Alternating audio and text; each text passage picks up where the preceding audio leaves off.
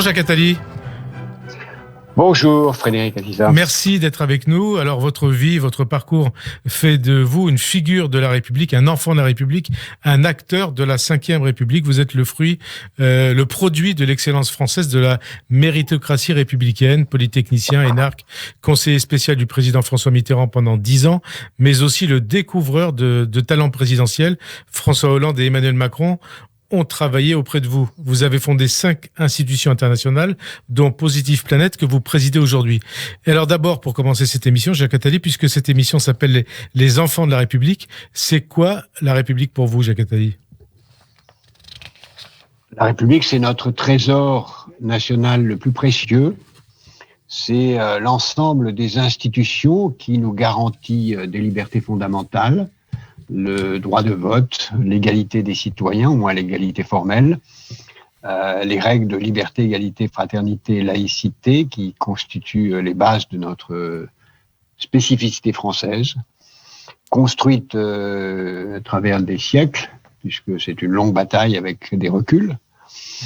Et cette République, qui est aujourd'hui à son 5e numéro, correspond à un modèle très français, très particulier, d'institutions très fortes, même si elles sont aujourd'hui affaiblies pour des tas de raisons, dont on va reparler, dont l'ambition est de donner à chacun de ses citoyens les moyens égaux de développement. Alors, on va parler un peu de vous, Jacques Attali.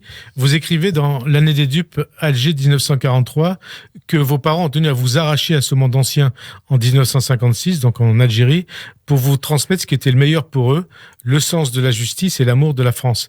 Est-ce juste de dire, Jacques Attali, que ceux qui ont fait de vous ce que vous êtes devenu, ce sont d'abord vos parents ? Bien sûr, d'abord ce sont mes parents qui ont eux-mêmes fait le saut le plus important. Quand j'ai dit m'arracher, nous arracher, c'est un mot qui est une ellipse littéraire, parce qu'en fait, ceux qui se sont arrachés à des conditions difficiles sont mes parents, nés dans la misère, l'un et l'autre, avec comme langue maternelle l'arabe, sans avoir l'opportunité, en raison de leur niveau social, familial, de faire des études, et qui ont réussi à créer les conditions pour que mon frère, ma sœur et moi, nous ayons une vie extrêmement confortable dès notre enfance. Et ensuite, on a fait ce qu'on a pu faire en fonction de notre environnement pour continuer sur le même chemin. Mais c'est eux qui ont fait le choix principal. Et le deuxième, en effet, qui est très important, c'est qu'ils ont décidé très très tôt, dès 1954 en fait, de quitter ce département français particulier qui était celui d'Alger, pour venir à Paris. Et nous sommes arrivés en 56, le temps de se préparer. Eh bien justement, vous êtes né donc à Alger, Jacques Attali. Qu'est-ce qui vous reste de l'Algérie ? Qu'est-ce qui reste de l'Algérie en vous, de ces racines algériennes en vous, Jacques Attali ? Ce qui me reste, c'est d'abord, comme tout le monde, la nostalgie d'une enfance, mais avec une enfance très particulière que peu de gens connaissent, sauf peut-être les Algériens, parce que les enfants nés dans des colonies qui ont dû en partir ou qui sont nés dans un autre pays que celui où ils vivent aujourd'hui ne ressentent assez rarement la situation où nous sommes nous, c'est-à-dire qu'on ne peut pas retourner aisément dans notre pays de naissance, on n'a plus rien, il n'y a plus rien qui nous le rappelle, on n'a plus de famille là-bas, on n'a plus rien qui nous le signale, et donc notre enfance nous a été coupé, enlevé, c'est ainsi, hein, je ne m'en plains pas, je le constate. Donc on a été vraiment, on a été sevré de notre enfance, et elle reste purement à l'état de souvenir, même si on va sur place, on ne la retrouve pas. Et donc ce qui reste, c'est des merveilleux souvenirs, en même temps que des souvenirs culpabilisés, parce que je ne voyais pas ce que mon père et ma mère voyaient, et sur lequel ils protestaient, c'est-à-dire la situation d'apartheid dans laquelle nous vivions à Alger. Je ne dis pas si c'était pareil partout en Algérie, mais en tout cas, moi, ce que j'ai vécu, c'est une situation d'apartheid où il n'y avait pas de musulmans dans ma classe, dans toutes les études que j'ai fait à Alger, jusqu'à la 5e comprise. Il y avait deux habitants de Mzab qui étaient là, mais qui n'étaient pas dans la communauté musulmane traditionnelle algérienne. Et aucun musulman dans notre environnement, en dehors des employés, des collaborateurs. Justement, même si mon père lui-même était très engagé dans dans le respect de ce monde arabe qui était le sien, puisque, encore une fois, l'arabe était sa première langue, l'hébreu la deuxième et le français la troisième. Et justement, ce que vous dites là, c'est pas conforme vraiment aux valeurs de la République. Est-ce juste de dire qu'elles sont trop souvent oubliées? Je parle de la France d'aujourd'hui, Jacques Attali, les valeurs de la République. Mais il ne faut pas faire un raccourci historique. C'est vrai que l'Algérie française était une caricature de république. Les Juifs n'avaient pas le droit de vote jusqu'en 1870. Les musulmans n'ont jamais eu vraiment, sauf d'une façon un peu tronquée. Et à la fin, et comme je le raconte dans ce livre que vous avez eu la gentillesse de citer, les Juifs ont perdu leur nationalité française, leur citoyenneté française en 1940 et l'ont regagné en 1943 qu'avec beaucoup de peine, malgré la soi-disant libération par les Américains. Oui, c'est ce que vous racontez dans votre livre, par tous les efforts qui ont dû être faits auprès de De Gaulle pour que... Voilà, l'Algérie était une caricature de la République. Alors, est-ce que c'est pas du tout la même chose aujourd'hui? Non, mais je sais pas ce que je disais. Je parlais de la France d'aujourd'hui. Est-ce qu'aujourd'hui, puisqu'on vit un certain nombre de crises dont on va reparler, est-ce que les valeurs de la République ne sont pas trop souvent oubliées? Je parle de la France d'aujourd'hui. Je ne sais pas ce que vous voulez dire par là, parce qu'il y a des gens qui vous diraient à gauche qu'elles sont oubliées, à droite qu'elles sont oubliées, puis ils ne parlent pas des mêmes. Ouais. Donc, pour ma part, je pense que c'est un trésor qui est là, qu'il faut protéger, amplifier. C'est sûr qu'un pays qui a 10 millions de pauvres n'est pas dans une situation idéale. Un pays qui a 300 000 personnes qui dorment dans la rue tous les soirs n'est pas dans une situation idéale. Un pays dont un département, le 9-3, que je connais bien, qui est un des plus pauvres, sinon le plus pauvre de France, et celui où il y a le moins de services sociaux, n'est pas dans une situation idéale. Un pays où les femmes n'ont pas encore une égalité de droit, où les femmes, en particulier seules, abandonnées par leur mari, ne voient pas leurs droits respectés. Enfin, il y a beaucoup d'insuffisances. Il n'empêche que malgré ces insuffisances scandaleuses pour lesquelles il faut lutter, la France reste, si on zoome arrière sur la situation mondiale, reste un relatif paradis, que vous le comparez évidemment à tous les pays les plus pauvres, à toutes les dictatures, et même si vous le comparez à d'autres pays qui se trouvent en situation extrêmement difficile dans les pays développés. Y compris aux États-Unis. Oui, d'ailleurs, la fondation que je préside, Positive Planète, nous faisons tous les ans un classement des pays qui sont les plus avancés dans la protection de l'intérêt des générations futures. Et on constate que la France n'est pas spécialement mal classée, ni bien classée, elle est au milieu des pays de l'OCDE, mais que les pays modèles sont les pays d'Europe du Nord. C'est vers eux qu'il faut regarder le modèle, tout en sachant que les pays d'Europe du Nord n'ont pas la même responsabilité historique que la France a, et s'est dotée de défense de sa propre population par son autonomie, et que ces pays scandinaves ne doivent leur indépendance qu'à la protection américaine, ce que nous n'avons pas, à juste titre, pour la France accepté. Donc nous avons cette charge supplémentaire que l'Allemagne n'a pas non plus, que l'Italie n'a pas non plus, que la France a seule décidé d'avoir, qui est un élément de sa liberté que j'approuve, surtout à un moment où les États-Unis sont tellement erratiques et en train de se retirer. Alors, on va en parler. Alors, Jacques Attali, parmi les personnages qui ont marqué votre vie, il y a bien entendu, et je ne pense pas me tromper en disant cela, François Mitterrand. Qu'est-ce qui a fait que vous l'avez rejoint en 1973 ? Bon, en réalité, je l'ai rejoint plus tôt, puisque je l'ai rencontré la première fois je pense me souvenir que c'était en janvier 66. Vous voyez, j'étais encore jeune. Vous aviez 23 ans. Voilà, jeune politicien, et je lui ai proposé de travailler avec lui, ce que j'ai fait un peu après, puisque je n'ai commencé à travailler avec lui qu'en 73, mais j'ai travaillé avec lui de façon plus lointaine. Je n'étais pas directement près de lui tout de suite, mais j'ai travaillé plutôt. Pourquoi lui quand j'ai regardé, d'abord j'étais de gauche, et pas communiste, j'ai jamais été communiste de ma vie, mais j'ai toujours été à gauche, par tradition familiale et parce que ça correspond à mes valeurs. Est-ce que mes valeurs sont simplement liées à ma famille ou plus généralement à un désir personnel? Et j'ai regardé quels étaient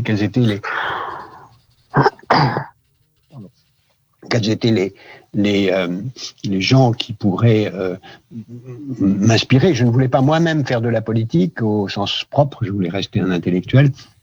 Et j'ai été voir tous ceux qui comptaient ou qui allaient compter. Donc j'ai passé du temps avec Pierre Mendès France à ce moment-là. J'ai passé du temps avec Michel Rocard qui débutait. J'ai passé du temps avec Jean-Pierre Chevènement qui était devenu un ami très très vite, 66, 67. Et je me suis rendu compte que Pierre Mendès France ne voulait pas le pouvoir, ou en tout cas était très résigné à ne pas l'avoir. Que Michel Rocard était, à mon sens, trop confus et trop extrême, utopique, même si c'était tout de suite un ami très très cher et très proche immédiatement.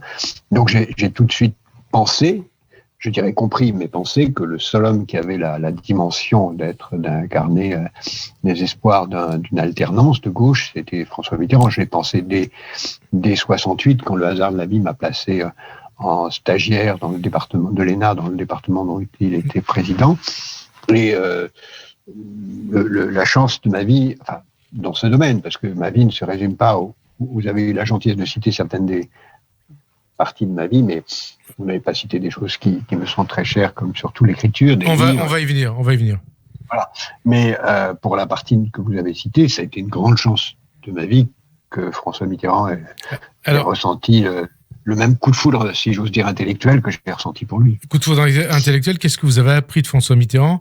Qu'est-ce que vous avez appris de cette collaboration, de ce travail en commun de près de 20 ans auprès de lui, Jacques Attali ? D'abord, j'ai appris à écrire en français clair. Si je compare mes livres les plus récents au premier livre, mes premiers livres étaient pédants, compliqués, difficiles à lire, conformes à la mode intellectuelle de l'époque.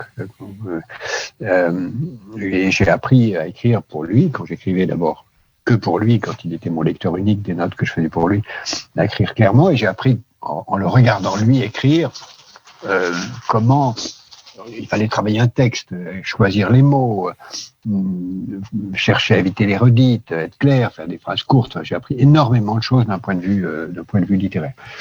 J'ai appris beaucoup de choses sur la France, que je connaissais très mal, et que lui connaissait par cœur.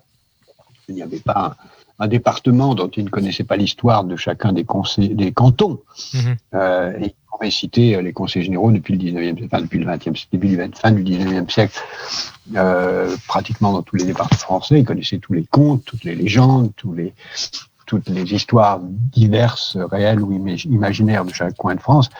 Et, évidemment, il en connaissait l'histoire par cœur et de façon passionnante. Donc, j'ai beaucoup appris sur la France par lui, énormément. Alors, vous avez... Et puis, Pardon. J'ai appris aussi à regarder loin devant, parce que c'est un homme qui avait l'ambition permanente de se poser la question de savoir ce qu'on penserait de lui dans 30 ans.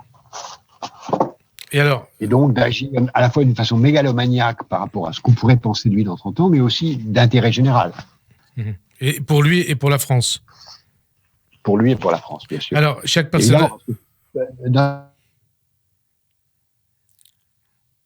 Dans la mesure où il agissait... Oui.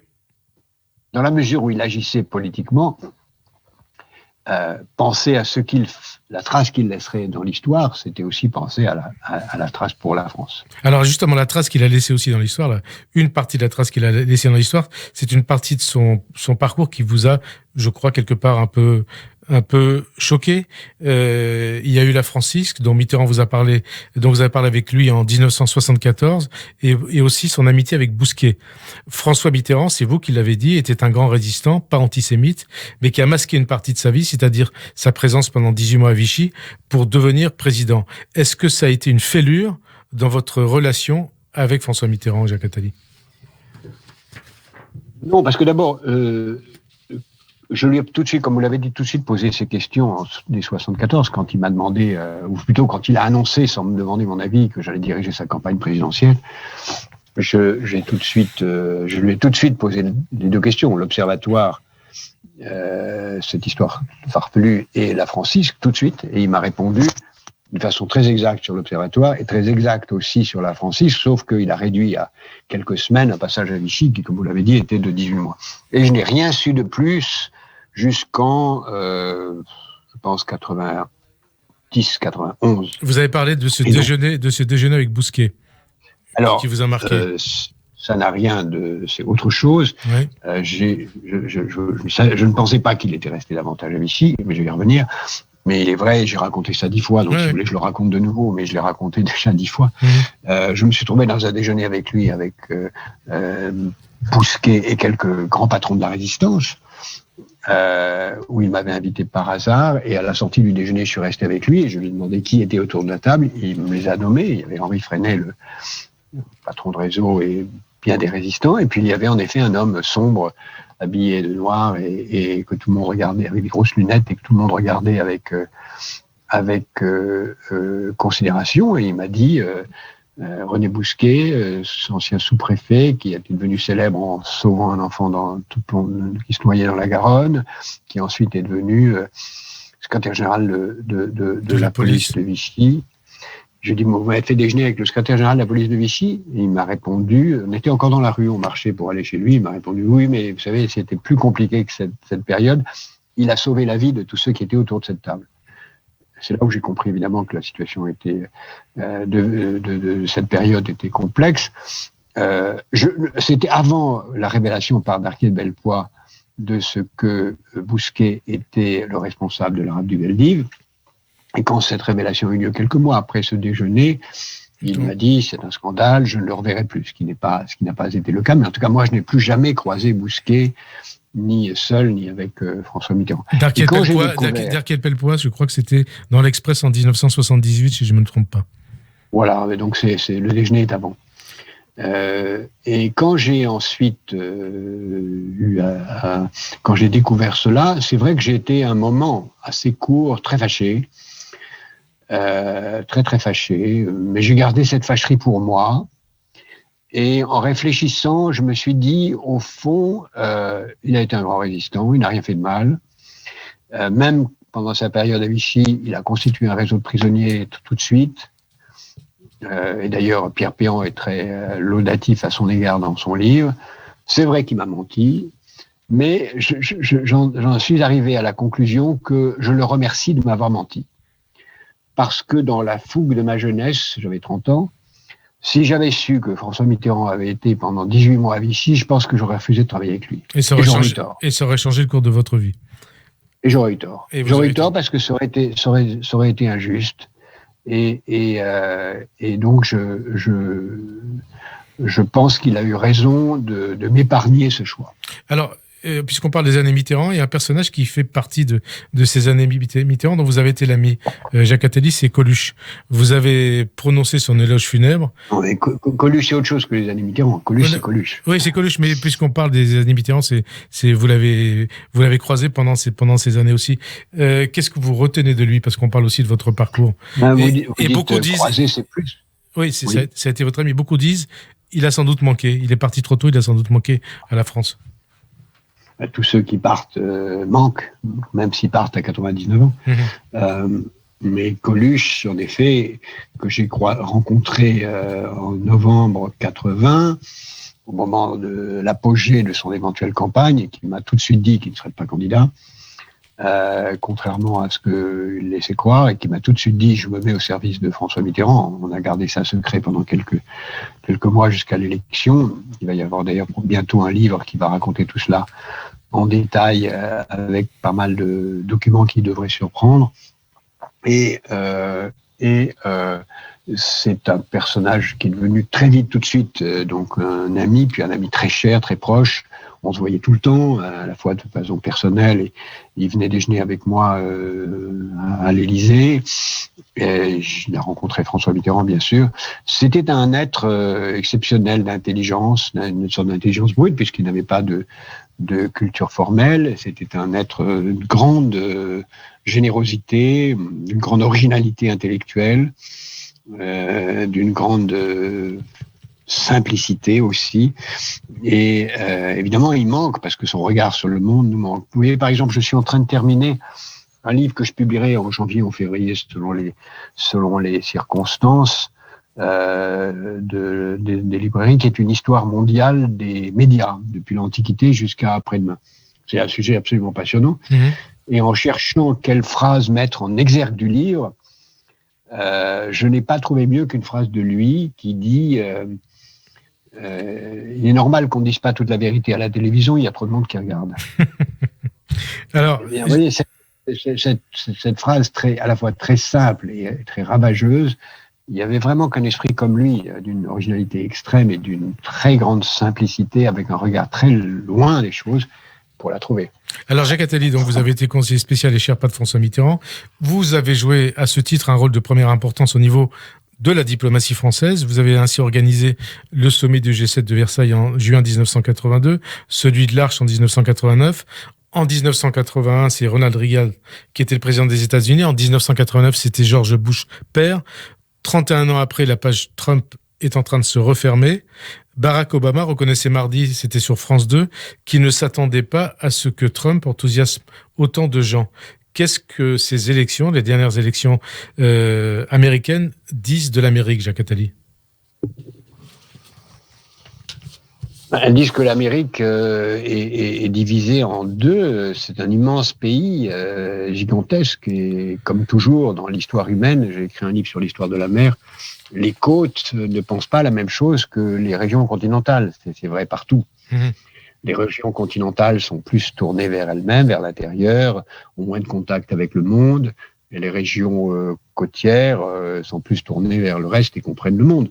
C'est pareil aux États-Unis, ce qui explique pourquoi les côtes votent démocrates et les régions continentales votent républicains, sous réserve évidemment quelques plus que nuances, quelques différences très importantes. Et qu'est-ce qu'il faut qu'est-ce qu'elle dit ? C'est pas nouveau.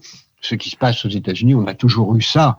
Il y a simplement eu, grâce ou à cause des réseaux sociaux, une plus grande brutalité, une sorte de libération de la parole folle, progressive et une aggravation des contrastes. Mais la brutalité américaine, on la connaît, elle est là. Il y a eu le racisme américain n'est pas nouveau, l'esclavagisme n'est pas nouveau. Ce qui se passait au temps de Martin Luther King était encore pire, peut-être dans bien des dimensions, mais on en parlait moins. Donc, il y a là pas grand-chose de nouveau dans la société américaine. Il y a même des choses qui sont vraies au temps des démocrates. Les Américains sont loin de nous. Ne considère pas l'Europe comme important et quand Obama dit qu'il a du mal à comprendre ce qui se passait avec Trump parce qu'il regardait pas la télévision et les réseaux sociaux, c'est vrai que cette bourgeoisie blanche ou noire a été très loin de comprendre ce qui se passe dans l'intérieur du monde américain. Alors évidemment, Chicago n'est pas sur la côte, mais ça revient au même. Et qu'est-ce que vous attendez ? Qu'est-ce qu'il faut attendre de la présidence Biden, Jacques Attali ? D'abord, il faut cesser d'attendre quelque chose. Je trouve incroyable ce qui est en train de se passer depuis quelque temps, alors qu'on aurait pu espérer le contraire, c'est que nous sommes fascinés par les Américains. On parle de leurs élections beaucoup plus évidemment que des élections européennes, voilà. Presque plus que de nos propres élections, comme si on était des sujets, puisque on n'a pas le droit de vote aux États-Unis, mais on est des sujets. On estime que ça. Votre question l'indique d'ailleurs que on attend quelque chose d'eux, mais il faut rien en attendre. Il faut surtout rien en attendre. D'ailleurs, je ne suis pas dans l'Obamania fanatique générale, parce que aussi charmant, merveilleux, élégant, raffiné, distingué, donnant une belle image d'Amérique qu'a été le grand président Obama en termes de politique intérieure. En termes de politique extérieure, il a mené une politique extérieure pas meilleure que celle de Trump, et même certains diraient moins bonne. Et en tout cas, il s'est distingué, éloigné de l'Europe, pour parler de l'Europe et pas du Moyen-Orient, qui est un autre sujet. Il s'est éloigné de l'Europe, pas plus, pas moins que ses prédécesseurs, et pas plus, pas moins que ses successeurs. Donc il y a une continuité américaine. Et nous sommes fascinés comme sujet non électeur de l'Amérique, alors que l'Amérique s'éloigne de nous et nous impose ses lois. Il faut bien voir que jamais l'extraterritorialité des lois américaines n'a été aussi impérieuse. Leurs lois s'appliquent chez nous, et on laisse faire ça d'une façon excessive. Heureusement, la Commission européenne commence à réagir un peu, et Thierry Breton mène un combat tout à fait louable pour récupérer cela. Mais la meilleure chose qu'on puisse attendre des Américains, c'est qu'ils nous foutent la paix. Et ils ne le feront pas. parce que nous sommes un marché gigantesque et une puissance importante pour eux. Alors, parmi les hommes aussi qui ont marqué votre vie, votre parcours, Jacques Attali, votre vie en tout cas, il y a Shimon Peres. Vous avez été son ami, il a été votre ami.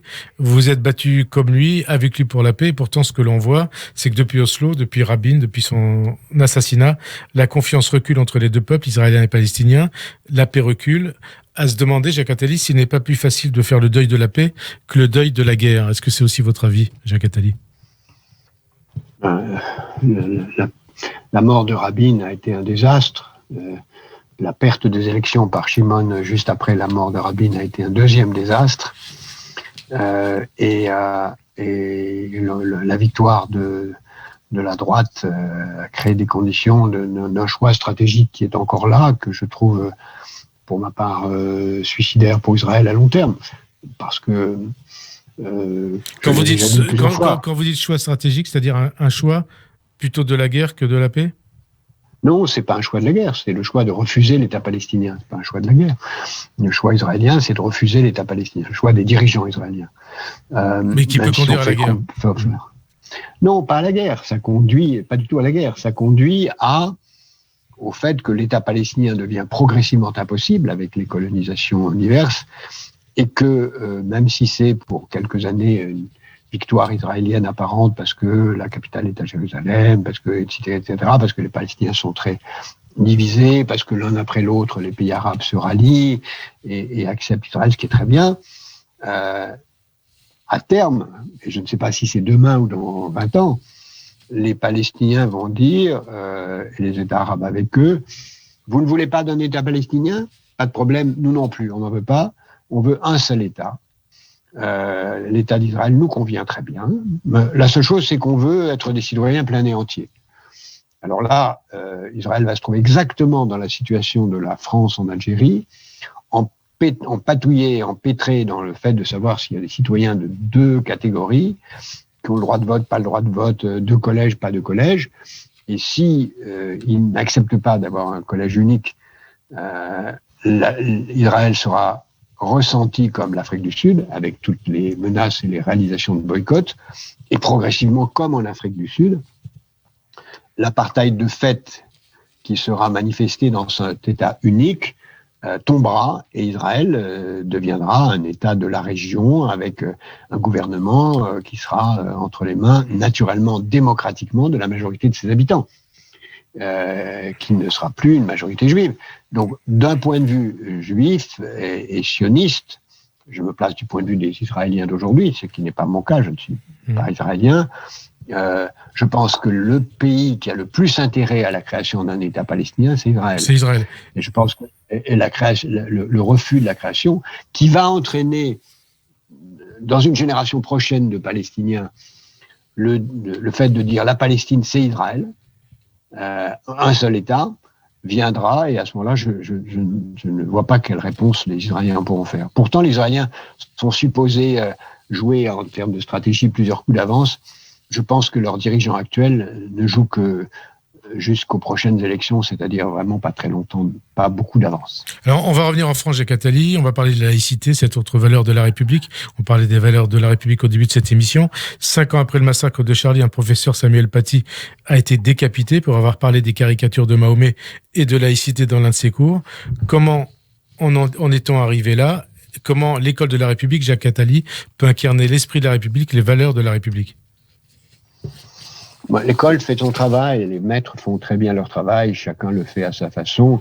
La laïcité, maintenant on l'a très clairement définie, la laïcité, ça consiste à respecter toutes les religions, à ne pas les offenser et à expliquer que chacun a le droit de dire ce qu'il pense et que dans les lois de la République, il y a l'idée que on peut dire ce qu'on veut des religions sans être considéré comme en situation illégale.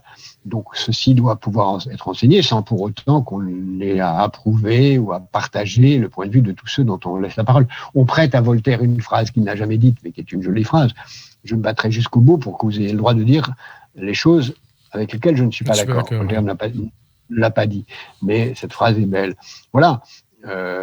Maintenant, il faut que ceci nous amène à créer les conditions d'une évolution positive, à la fois de l'éducation, de la formation, de la place des religions et des religieux dans la société française, de la formation des prêtres, des rabbins, des imams qui doivent être naturellement formés en accord avec les lois de la République et si possible être tous des citoyens de la République, toute chose qui reste à accomplir. C'est le cas aujourd'hui des prêtres et des rabbins. Reste plus qu'à régler le problème des imams. C'est vous qui l'avez dit et c'est ce que je pense aussi. Ce n'est pas vrai totalement des prêtres et des rabbins. Il y a aussi en France des prêtres et des rabbins qui ne sont pas de nationalité française. Mmh. Alors, autre question, et ça vous concerne puisque vous êtes un intellectuel, vous êtes un écrivain, vous avez écrit 80 ouvrages. Est-ce que le problème aujourd'hui aussi de la France n'est pas que l'on déteste ces élites, que l'on ne respecte plus ces élites, Jacques Attali ? Mais qu'est-ce que c'est les élites ? C'est qui les élites ? Moi, je ne considère pas que parce que je suis sorti major de Polytechnique, je fais partie des élites. C'est pas ces intellectuels, si vous voulez. Ou ces intellectuels. Non, c'est quoi les intellectuels ? Est-ce que c'est les gens autoproclamés qui écrivent dans le Nouvel Obs et qui disent je suis un intellectuel parce que j'ai le droit à faire une page dans le Nouvel Obs une fois par an, ou 2 fois par an, ou 1 fois par mois ? Non, c'est un intellectuel, c'est un écrivain dont l'œuvre dure, dont les concepts sont opérationnels et utiles, dont l'œuvre est lue et relue et utilisée mondialement, qui est traduit, qui est respecté ailleurs que chez lui. C'est ça les critères d'un intellectuel. Quant à l'élite, plus de respect pour sans faire de démagogie particulière, mais j'ai plus de respect pour un infirmier dans un hôpital de banlieue, ou d'un instituteur, ou un professeur en Seine-Saint-Denis, ou quelqu'un qui va travailler de nuit pour créer les conditions de régler la propreté des rues, que beaucoup de gens qui pérorent à la télévision. Donc le mot élite m'a toujours gêné. Les élites, les dirigeants, oui, les hommes de pouvoir, oui, les hommes de médias, oui, mais c'est pas des élites pour autant. Moi, je considère que on est élite que si on apporte quelque chose vraiment d'utile. Et il y a beaucoup de gens qui se disent faire partie des élites ou qu'on reconnaît comme faisant de partie des élites et qui n'apportent pas grand-chose à la République ni à l'humanité. Alors, par contre, il y a des gens magnifiques qui apportent énormément, modestement, utilement et dont on ne parle pas. Et dont on a vu le rôle depuis le début de cette pandémie du coronavirus. Voilà, c'est ce que j'appelle l'économie de la vie, c'est-à-dire tous les secteurs essentiels, fondamentaux, qui ont été négligés avant et qui le restent encore. C'est justement Économie de la vie, en préface du manuel pour une sortie positive de la crise, c'est publié chez Fayard, Jacques Attali. Vous écrivez que la pandémie et la crise économique qui en découle rendent plus évidente encore la nécessité d'une société positive, c'est-à-dire considérant en priorité l'intérêt des générations futures, c'est-à-dire des priorités claires en matière d'investissement dans des secteurs que vous appelez justement l'économie de la vie. Vous parlez aussi d'un haut conseil de la résilience. Expliquez-nous, de quoi s'agit-il ? D'abord, il y a 3 concepts qu'il faut bien distinguer. C'est un concept idéologique, un concept politique et un concept économique. Le concept idéologique, c'est l'importance de l'altruisme. Nous sommes dans des sociétés de plus en plus égoïstes et il faut comprendre qu'on a intérêt au contraire à un altruisme rationnel. Nous avons intérêt à ce que les autres soient heureux. Nous avons intérêt à ce que les autres portent un masque, nous avons intérêt à ce que les autres soient vaccinés, nous avons intérêt à ce que les autres soient pas malades. Nous avons intérêt au bien-être des autres.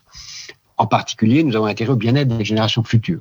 C'est là où ça m'amène au deuxième concept. Qu'est-ce qu'une société positive ? C'est une société qui a compris que c'est son intérêt que de créer les conditions du bien-être des générations futures. C'est pas intuitif que notre intérêt à nous vivants d'aujourd'hui soit le bien-être des générations futures. C'est pas intuitif, mais c'est pourtant absolument nécessaire. Nous avons intérêt au bien-être des générations futures. Et troisième concept, dans les sociétés qui mettent en priorité l'intérêt des générations futures, les secteurs prioritaires, ce sont les secteurs d'économie de la vie, c'est-à-dire la santé, l'éducation, le digital, le culturel, l'alimentation, l'hygiène, et un certain nombre de secteurs dont j'ai fait la liste en détail dans mon livre qui s'appelle d'ailleurs l'économie de la vie. Pour créer tout cela, il faudrait idéalement le faire à l'échelle mondiale, parce qu'on ne peut pas imaginer qu'on puisse le faire seulement à l'échelle de pays, même si certains pays le font à l'échelle de pays. Le pays qui a le mieux réussi sur la pandémie, la Corée du Sud, du Sud est aujourd'hui en situation d'avoir très peu de victimes et est un modèle qu'on aurait pu suivre et qu'on peut encore suivre si on voulait vraiment lutter contre la pandémie d'une façon efficace. Oui, on nous parle de 27 morts en Corée du Sud. 27 morts de... Non. 450. Je pense Moi, j'ai qu'on doit entendu être près 27. de 500. Ouais. Non. Peut-être 27 morts dans la semaine, mais au total, il y en a moins de 500, et pour une population de 54 millions d'habitants. Ce qui est vraiment remarquable, et sans confinement. Donc, voilà. Donc, mais la Corée a été un exemple. Pourquoi un exemple il y a exactement, alors nous parlons 496 morts en Corée du Sud pour une population d'environ 54 millions d'habitants. Pour un total mondial de 1 340 000 morts. Voilà.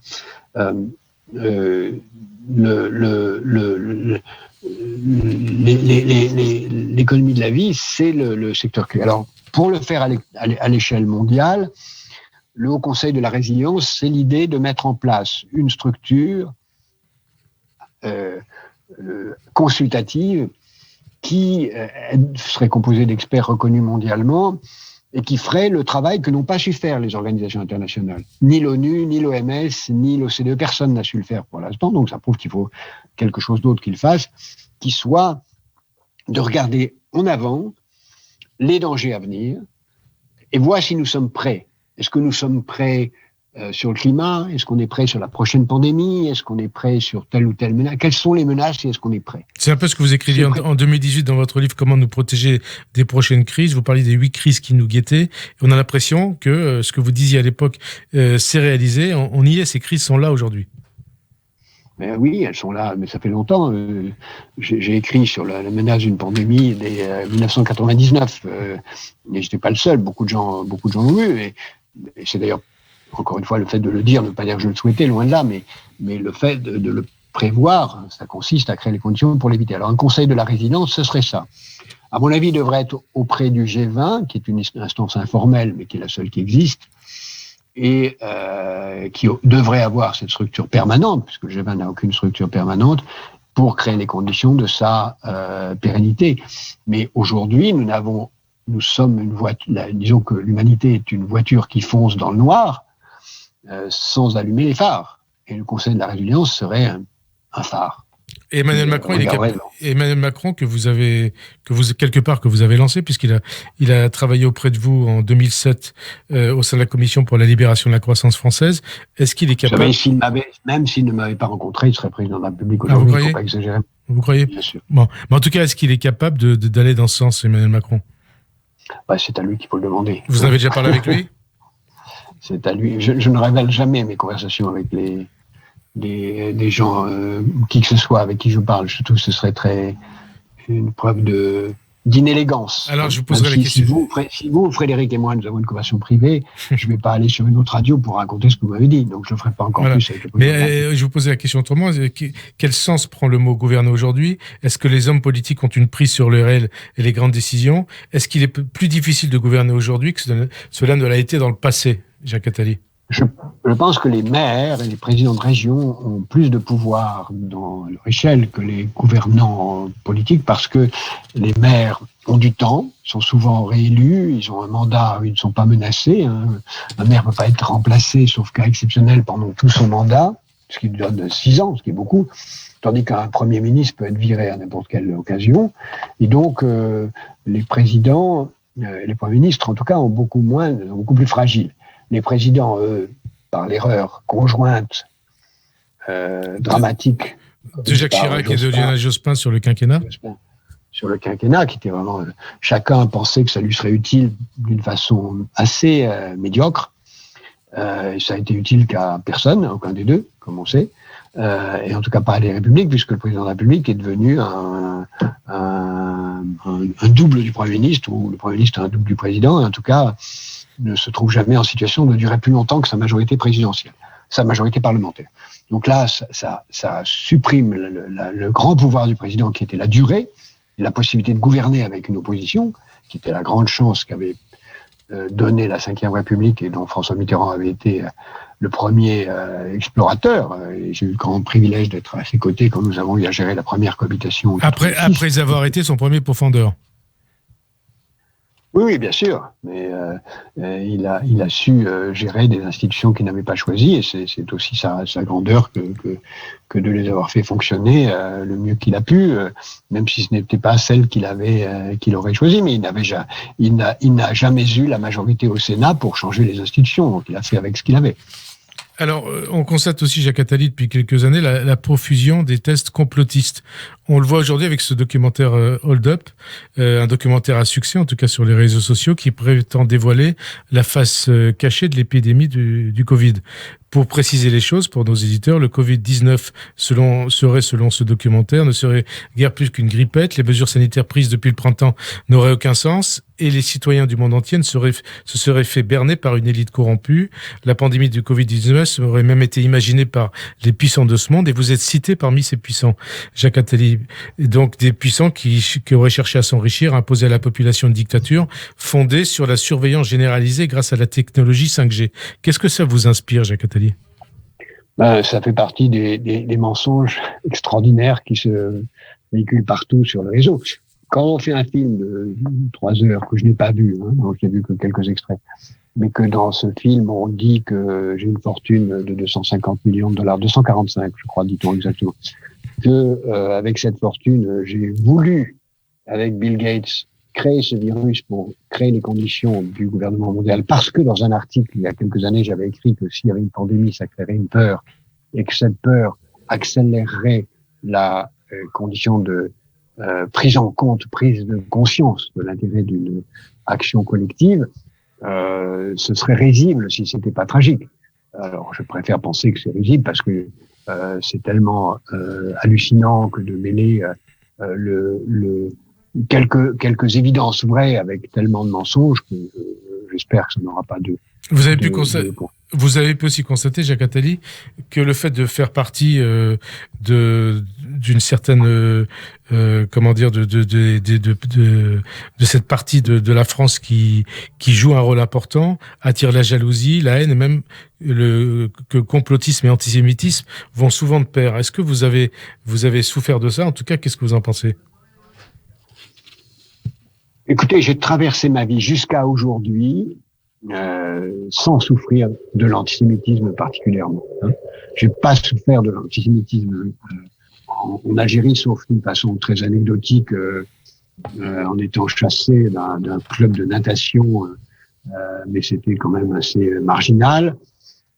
Et dans mes études, personne, à aucun moment, ni au lycée, ni dans les grandes écoles que j'ai eu le privilège de pouvoir faire, n'a jamais, d'aucune façon, mis en avant ça. Et ensuite, dans ma carrière intellectuelle ou internationale, sauf peut-être dans la presse britannique, où j'ai senti quand même l'expression d'antisémitisme assez forte. C'est la seule fois où j'ai vu vraiment l'antisémitisme traverser mon chemin. Donc, je n'ai pas été victime d'antisémitisme. Mais vous avez été la cible des antisémites, c'est plutôt comme ça qu'il faut le dire. Peut-être. En tout cas, j'ai toujours dit aux grandes dames, beaucoup de la communauté juive d'ailleurs, qu'il est plus difficile en France d'être musulman que d'être juif. Et alors justement, aujourd'hui, le problème, Jacques Attali, et on parle plus d'antisémitisme, c'est sans doute les réseaux sociaux.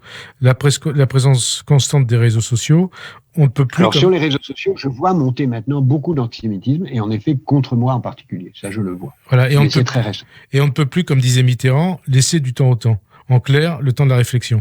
C'est l'immédiateté, c'est la réaction impulsive, c'est des réactions de haine qui défilent sur les réseaux sociaux. Oui, on l'a vu, et vous avez cité le pauvre Samuel Paty qui a été victime de cet emballement tragique et qui s'est fait tuer par quelques tueurs recrutés sans doute pour cela, à partir de ce qui se passait sur les réseaux sociaux. Donc, ce sont des gens de danger extrême, mais qui rejoignent ce qu'on a vu aux États-Unis avec le lynchage, qui ressemblait à ça.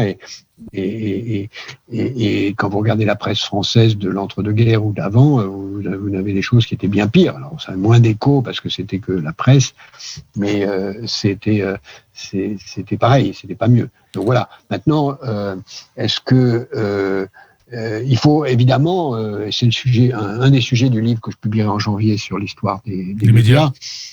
Il faut évidemment contrôler tout ça. Il faut casser les réseaux sociaux. Il faut démanteler Facebook, Google, enfin surtout Facebook, et qui est un acteur extrêmement dangereux par sa nature et non pas par la volonté de ses dirigeants. Et il faut créer les conditions d'une vérification des faits beaucoup plus rapide.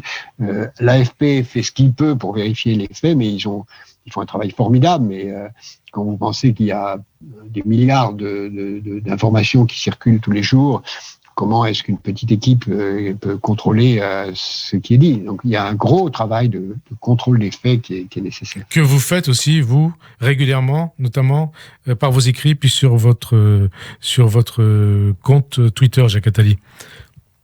C'est ce que j'essaye de faire, en effet. Merci en tout cas d'avoir répondu. Ce que j'essaye de faire sur les réseaux sociaux sont un instrument extrêmement utile.